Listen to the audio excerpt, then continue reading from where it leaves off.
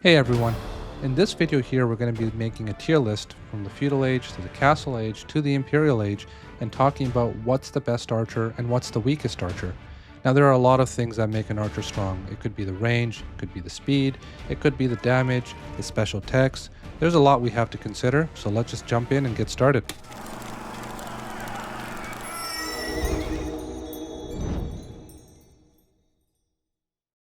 Let's just get rid of all the boring tier archers right off the bat. Abbasid has a little bit, it has boot camp, so it's a little bit higher than D tier because it has an extra upgrade that you can get. However, is HP really important on an archer? I'd like to think no, because archers are usually on the backline. They're the damage dealers, right? Or they're the units that you use to kill your opponent's spearmen. They're always going to be on the backline. You don't want them to take on direct engagement. So HP is important when it comes to archer versus archer battles. That's really important.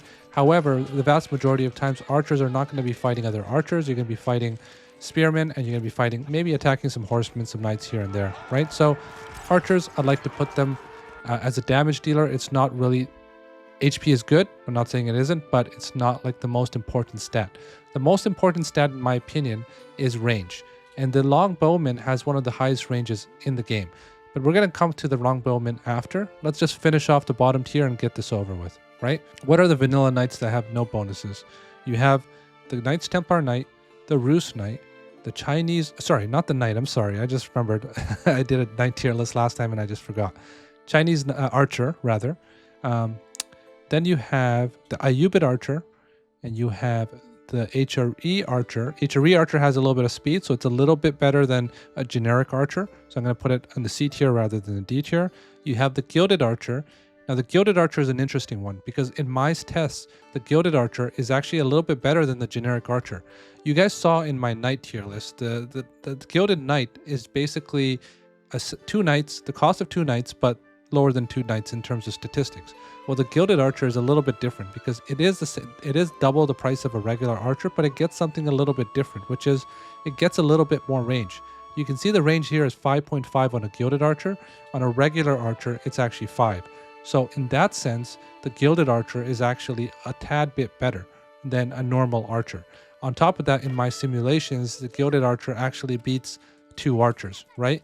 Now, while that's not the most useful thing in the world, archer versus archer, since it has more range, it's able to actually kill spearmen a little bit faster, and you're able to kill your opponent's army before they're able to reach you. So I think the Gilded Archer is definitely better than a generic vanilla archer, okay? Malian Archer, remember we're talking about Feudal Age, so it doesn't have anything special going for it at the moment. And I think the Ottoman Archer, now, once again, this is a little bit tricky because do you use the meter?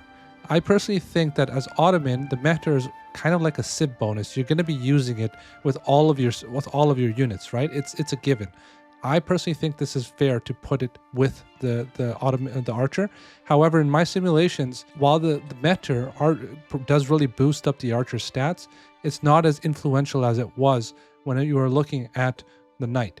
However, I do think it's above the HRE one, and it's definitely above the Abbasid one, because not only can you get an extra 15% allegedly, because I think it's higher than 15% attack speed, you can also get +1 ranged armor, which is massive, right? Especially on archer battles, or you can get 2 melee armor. So this stat, the archer for the Ottomans is a little bit buffed, entirely because of the meter, right?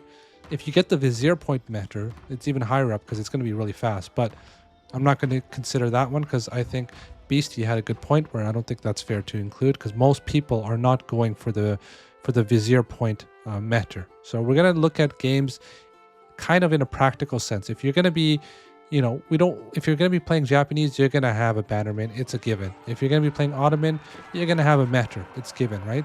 We're going to look at them in that type of way, right? Moving on to that point, if you're playing Mongols, you're going to have a Khan, right? So what does the Khan give you? Now, the Khan can boost your archers with attack speed, 50% attack speed for 5 seconds. You can get another upgrade, the arrow upgrade, which can double that. On top of that, you can actually get movement speed. However, while I would say that those stats alone move this really high up, it's only going to last 10 seconds. So since it's lasting only 10 seconds, you can see that, okay, my opponent did... cast the Khan's ability, I'm going to dip. Once the Khan's ability is over, then I'm going to re-engage. So that's why I put it very low compared to the rest of them, because it's not something that's sustainable. However, once again, I think this is better than the Abba Archer, and I think it's on par with the HRE Archer. The HRE Archer has a little bit more speed. If you look at it, the fastest archer here is the Yumi at 1.38. Now the HRE one actually matches that. I would say the HRE Archer is kind of in line with the Mongol Archer. What other useless archers are there? Not useless, but nothing boosted. I would say the JD Archer doesn't really have anything special for it. Let's make this square actually so you can see the whole flag. Then you got the French Archer. Once again, nothing special. I think all of these, except the Gilded, this guy should be a little bit higher up. I honestly think the range buff that the Gilded Archer has makes it a little bit better than the Abbasid one. Abbasid one, you're probably not even going to get boot camp a lot of the games, which is its special tech. So I think it's a little bit higher up here. I also think it's pretty much on par with the HRE one, in my opinion. Now, there are some civilization bonuses that if you were to take into consideration, like the economy of Rus, which you're getting 20% extra wood, the Chinese economy, these guys would be higher up, but I'm not including those. This is where I say take these with a grain of salt, because you cannot include every single variable. However, I still think this is a valuable platform to actually learn and be able to utilize this information in your games. I do think this is a fair tier list. If you're going to be putting all of the eco bonuses on it, maybe it's going to shift a little bit, but overall, I think it's pretty fair. So now let's talk about the stuff that actually is interesting. The Delhi Archer. With Delhi, you can go Tower of Victory. However, it's kind of fallen out of fashion lately. I've noticed most people are going for Imams, right? Which is the House of Wisdom, or sorry, not the House of Wisdom, but the other landmark. So I think if you were to go Tower of Victory, this thing would go way higher up, because 15% attack speed on an archer is still very, very useful. However, since we can easily say the Ottoman Mehter gives more than 15% attack speed, based on my testing, the Mongol one gives 50% attack speed, but it's only lasting 10 seconds. I think I would put it somewhere in between these two, right around here. If you're going the Tower of Victory. If you're not going the Tower of Victory, then obviously this is just a generic archer, and you wouldn't include it. So we got the boring archers out of the way. Let's start with the fun stuff now, right? What do you think? Oh, the Byzantine one, actually. The Byzantine one doesn't have anything special either, except I'm not talking about the longbowmen, because that requires a mercenary contract. I'm going to place that with this. What is the strongest archer in this series? In my opinion, let's start with the strongest. It is the longbowman. The longbowman in the Feudal Age is just much, much better than the rest of them. Why? Because it has an extra attack point right here, 6 damage, and it has 2 extra range, which you can see it's 7 range right here. So 7 range, 6 damage. It's going to do a lot better versus armored units than the rest of these. And if we can scroll down right here, and I'm going to just zoom in for you guys so you guys can see it. Now they do have damage per second, like I have damage per second in the chart above. However, this is based on actual in-game data. I took a unit, I attacked it for however long, saw how many shots it took to kill, assessed the time to kill, and then I placed cost on top of it, and then I got this cost-adjusted DPS chart. You can see that the longbowman is pretty much second best. If we got rid of the Zuganu, you can see the longbowman, it does the best versus the knight. If we got rid of the Zuganu, the longbowman is the best there as well. And the longbowman is pretty much one of the best against light melee infantry, right? Spearmen. So the light longbowman does really good, and it packs a really hard punch with 6 damage. But that's not even the part that I think is most influential here. The most influential part about the longbowman is his range. It has 7 range compared to the rest of these, so it's not even close. So in Age 2, you can be attacking your army way before he's able to even come near you. Most of the time, if you're going to be engaging another army, your longbowmen are able to snipe 2 or 3 units immediately out of the fight before the fight even gets started, right? Depending on how many you have, obviously, that's another thing to look at. The downside of this is it has a lower speed. So if you're going to be skirmishing on the opponent's side of the map, it could be a little bit risky if you get flanked. So you have to be really careful with the longbowmen. You have to protect them really well. It does have an extra ability, Palings, which I don't think really many people are using that much. But overall, I think the longbowman is my favorite archer in the Feudal Age. I think another S tier archer is the Yumi. And now maybe this is not entirely agreed upon by most top players, but the Yumi is really cheap, but its cost comes at a disadvantage in terms of attack. So it has 4 attack and it has 60, its cost is 60. However, where it makes up for it is it has way higher movement speed than all of the other archers except for the HRE one. And its best attribute is the fact that you can get buffed by the bannerman, right? If you have a bannerman nearby, this is going to go up to 5, I believe. And if it goes up to 5, you can see that the longbowman no longer is the strongest has the strongest DPS against knights and horsemen. It becomes a Yumi. Even spears. The Yumi has some of the best DPS per cost if you back it up with the bannerman. And it has great speed. So in terms of overall skirmishing, I think the Yumi does even better than the longbowman. I still like the longbowman for its range, but this is a toss-up. Like, some people can put the Yumi here, some people might put it here. You know, in my opinion, it's a toss-up. Now, this is one that most people are not really agreeing upon. I'm in a Discord channel right now, and everyone says the Zuganu is F tier, like it's so bad, right? Then I go and ask like some top players, and they're like, I think the Zuganu is much higher up the list. Because the reason is the Zuganu has the highest DPS of any archer when it comes to just raw stats, right? Like, if it's fighting a knight, it's fighting a horseman, it does really, really well.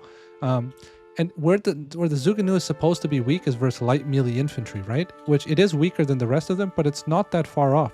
If you look at the longbowmen and you look at the Zuganu, it's only an 8% or so differential, so it's not even that massive. The thing with the Zuganu is it's a little bit slow, right? If you look at its speed here, it's 1.12 speed, so it's not the best in terms of that, and it also has lower range, 4.5. So these are its limiting factors. However, if you get into a situation where you're going to be pressuring your opponent and there's going to be a lot of fighting in Feudal Age and you're able to actually mass out the Zuganu, I think this goes way higher up the list, right? Especially the Chinese one, when you're able to utilize your economy to get these out. But that's not the point of this video. I think the Zuganu stands in A tier by itself. Now the Yeoman. This one, I don't know how I feel about this. I'm still kind of iffy on it because it has somewhat of a mid statistical point, right? If you look at the Yeoman, it costs the most of any archer, right? Besides the gilded archer, but this is like 2, right? It has the highest cost, and cost is very important in Feudal, right? Because you want to have a lot of units out really fast to be able to take skirmishes all around the map, right? You want to get map control, you want to get your pro scouts, you want to be able to attack your opponent's gold, etc., right? So the Yeoman, in that sense, it's very expensive. That's its limiting factor. However, it has more range. It has 6 range as opposed to 5 range of the normal archer, and it has more speed than a normal archer as well. It's only second to the Yumi and the HRE archer, right? So it has good movement speed, it has good range, and if you have good control of this unit, if you have the right composition with spearmen, I can definitely see this as being a useful archer. But I think it's too expensive for the Feudal Age, and that's why I don't really like it. Now, honestly, if you were to ask me which one would I choose, I think I would pick the Yeoman kind of in a little bit lower down the list. I'll take the Ottoman archer with the Meter in first. I'll take the Delhi with Tower of Victory. I'll take the Mongol archer as well. And then I think that I take the Yeomans. Actually, to be honest, I think I'll take the Yeoman after that. Or maybe, like, I think the Yeoman is somewhere near the HRE archer, and the Yeoman, I would say they're kind of in the same bracket. But I don't like the Yeoman strictly because of its cost. Like, now let's scroll down to the cost-adjusted DPS. If you take out the Zuganu, oh sorry, forget about the Zuganu. Look at who stands at the very bottom of this list. It's the Yeoman. Look who stands at the bottom of the Horseman list. It's also the Yeoman.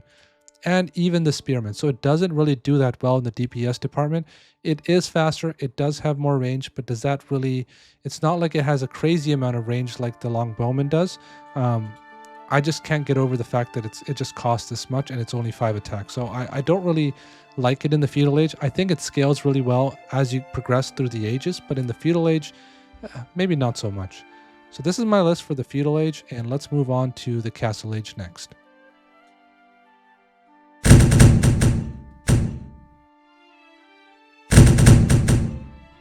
Now, if you're wondering why we didn't ask the GOAT for his opinion, it's because we want to see this. The only issue is it doesn't have a proper charge. It has the same attack damage on a charge. Don't say it. Also from...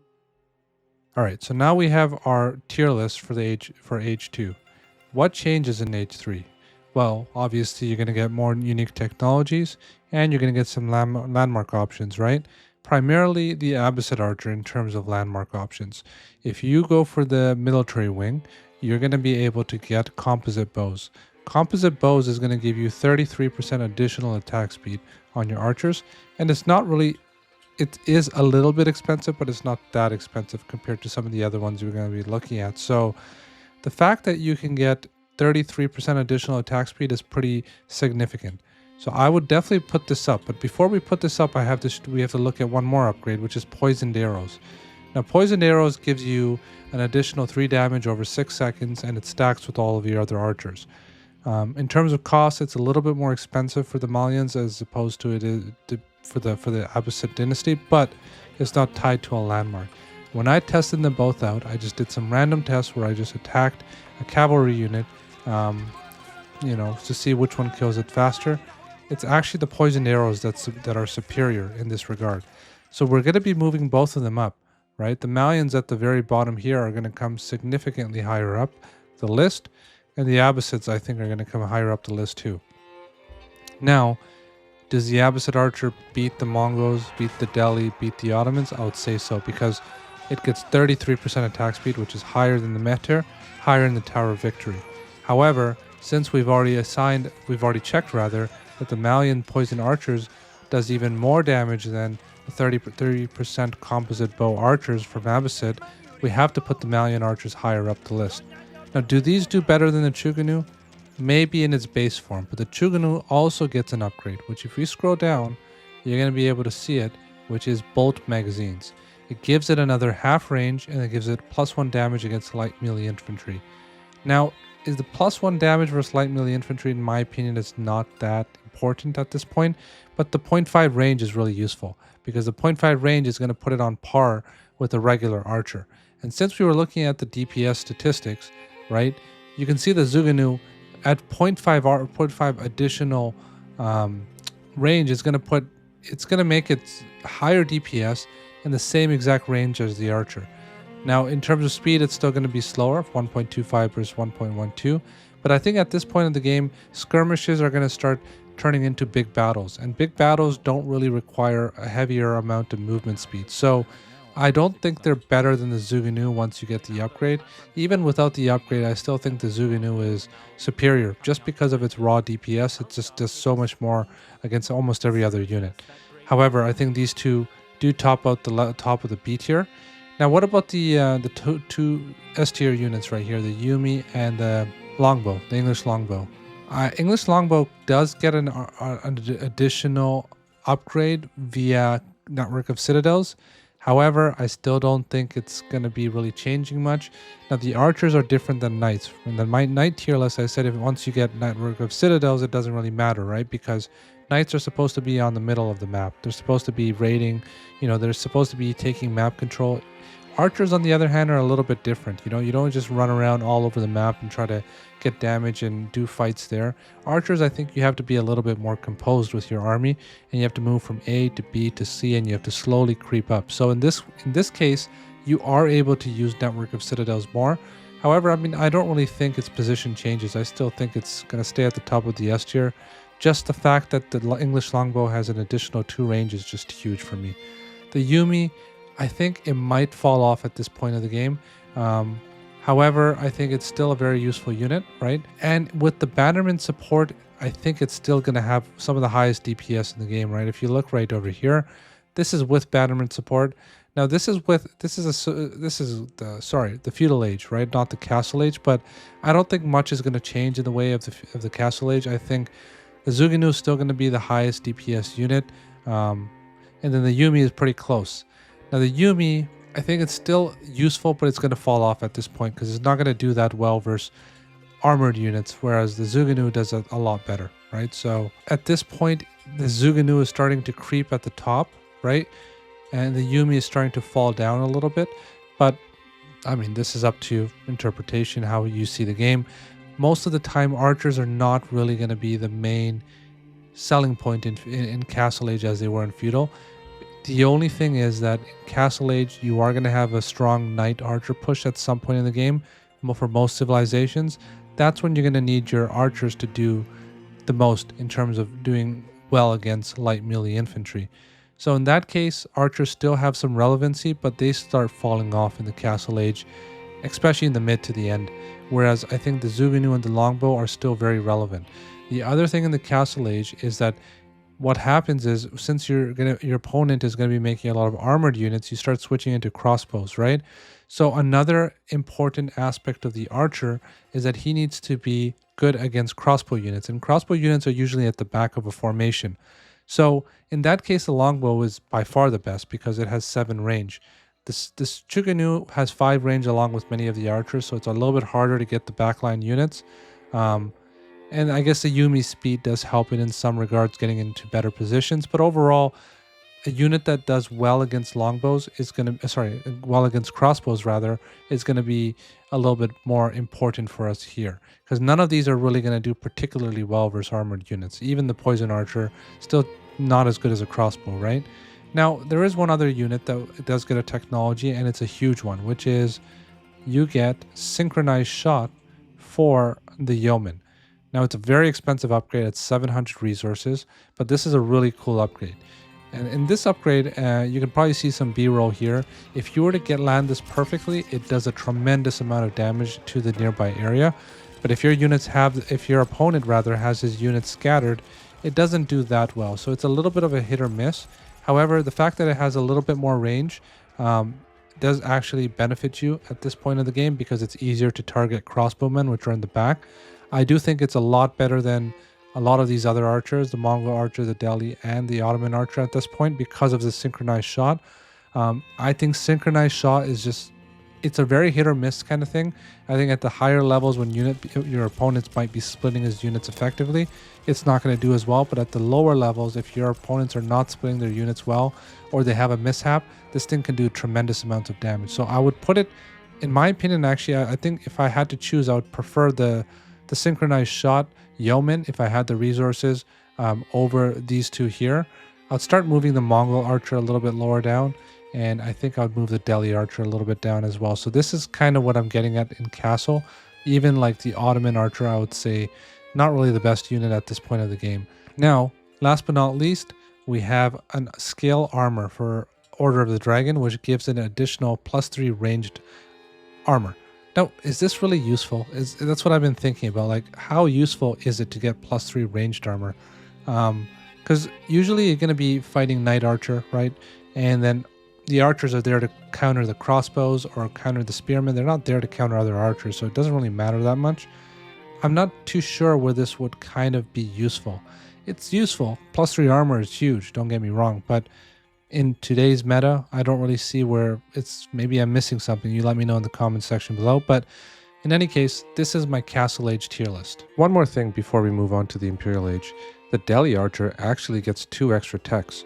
One of them being Force March, which gives you an extra 100% movement speed for 10 seconds. So I'm going to move this up right here. It's definitely better than the Ottoman one with that.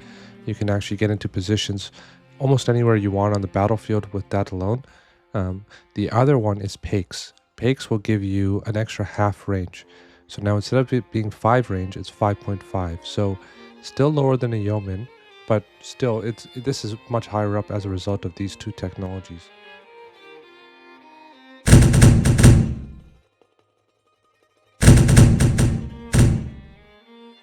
Alright, now we're in the Imperial Age, and this is where things get really interesting. We're going to have the addition of a new archer, which is the Windguard Ranger. This one right over here. Absolutely insane unit, right? This is going to top the charts right off the bat. And the reason it's going to top the charts right off the bat is because of its range. Its range is ludicrous. You have 8 range on the base form, but if you get the upgrade, which is Silk Bowstrings, you can get this up to, I believe, 9.5 range. 9.5 range, and I'm going to have a clip showing. I'll show you how far that really is. You can use this from a mile away. So it's really hard for any archer to be able to attack this unit.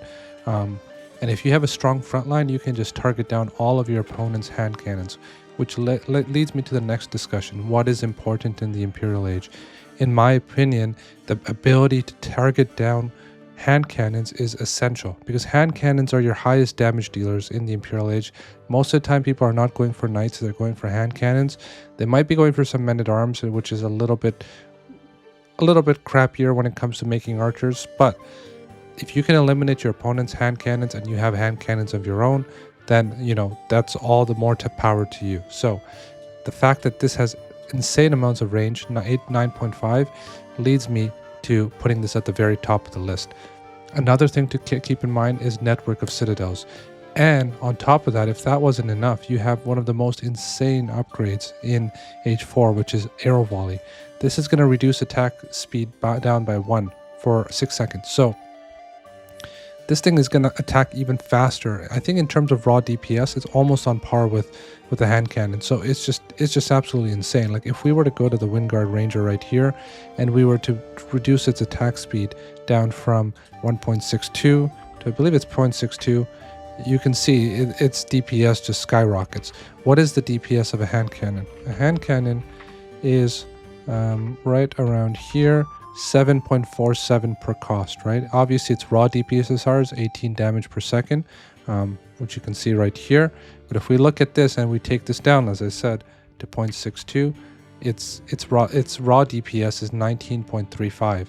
It's absolutely bonkers how strong this unit is. And this unit is like a mini version of the longbowman. The longbowman you can just spam like all game long. This one you need a landmark to do it. I still think these two are at the very top of the F's tier.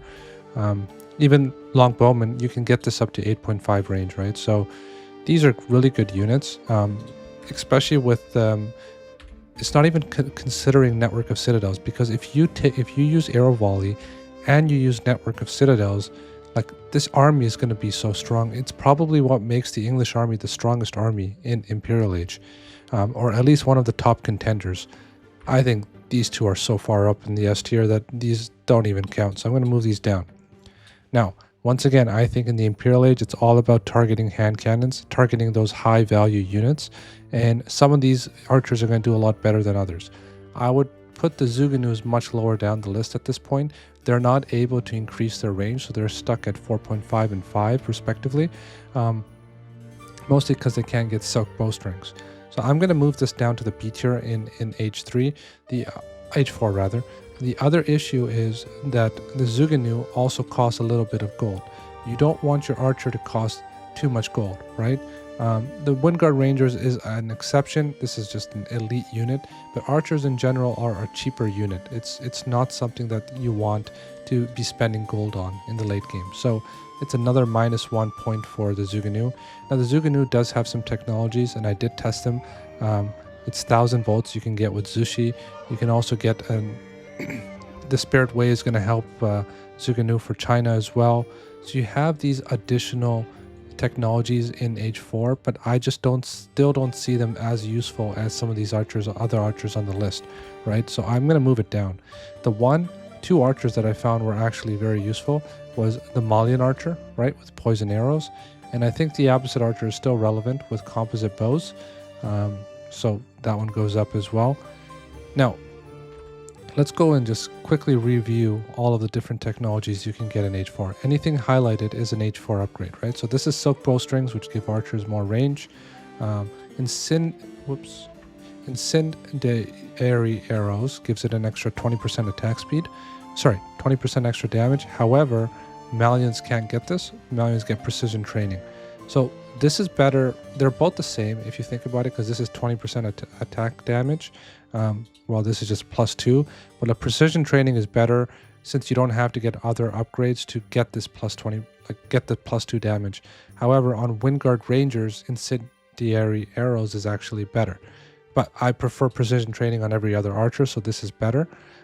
Moving down on the list, you can see there's 1000 bolts as we spoke about. We have Padded Jack, which is going to give your yeoman an extra +3 armor, which is really good as well. We're going to talk about that. The other thing to keep in mind as well is there's technologies that improve the movement speed of archers. So for example, with the Malians, and let me just quickly filter this out. Let's go to our civilization list, and let's just type in Malians, and I will get you the name of the upgrade, which is Farimba Leadership, right? So this one gives your nearby infantry 15% movement speed. So you have movement speed on your archers. It takes it up to 1.44, I believe, or around there. Then you have precision training. Then you have poison arrows. This is going to do really, really well. Even versus armored units, I found that this is exceptional. So I think the Malian archer is at the very top of the A tier when it comes to the Imperial Age. I really like it. At first, I never thought it would be that useful because I played a lot of games where I didn't find it that valuable. But now that I know, get precision training, get your poison arrows, get your firm leadership, and this composition is just going to be exceptional, right? Now, it does fall off in the sense that you can't really target the back line in terms of hand cannons as well, but hand cannons generally do have lower range. If you can see, the range is 4. So 5 range is still, 5 plus soak bowstrings, which is 6.5, is still easy enough to get these out of the fight, right? So still not a terrible thing. I mean, obviously you might want to have longbowmen or wingguard rangers, but it is what it is. I think Malians are pretty much at the top of the A tier. I think Yumi start falling off a little bit at this point. I don't think I would be making that many of them. There's so many better units to use at this point. The one that doesn't fall off and I think gets even better is the Yeoman. You have Padded Jack, which gives +3 armor, but the synchronized shot is so useful in this age, I believe, especially if you have like 20 or 30 archers, and you can just like soften your opponent's army before he even gets in range. I really love the synchronized shot in this age. Now, it doesn't have the raw stats as some of the other archers does, but cost also doesn't really matter, right? Because if you look, the Yeoman's cost is 95. Really, who cares in the Imperial Age, right? It doesn't have like, I think Poison Archers does more damage is what I'm trying to say, but it has a little bit extra range. With Soak Bowstrings, you're going to get this up to 7.5, and with I just honestly, I really love the synchronized shot. I love that it has a little bit of extra movement speed, and cost is not that much of a factor in the Imperial Age, so I think it goes right up at the very top. I don't think the Abbasid Archer is on par with these two right here, but it is pretty strong, and I think the Zuganu, once again, as I said, starts falling off at this point. I still like the movement speed on the Archer that Delhi is able to get with its tech. So yeah, this is what I think is my Imperial Age tier list. Let me know if you guys agree or disagree. Let me know if there's anything I missed, and feel free to let me know what you guys want to see next. I am going on a vacation to Ireland. You know, I've never been there before. My wife really wants to go, so I'm not going to be able to push out any videos for a while. But as soon as I get back, we're going to get right back into it. So let me know if you guys enjoyed this video, and let me know if you missed anything. And I will see you guys in the next one. Take care. Bye.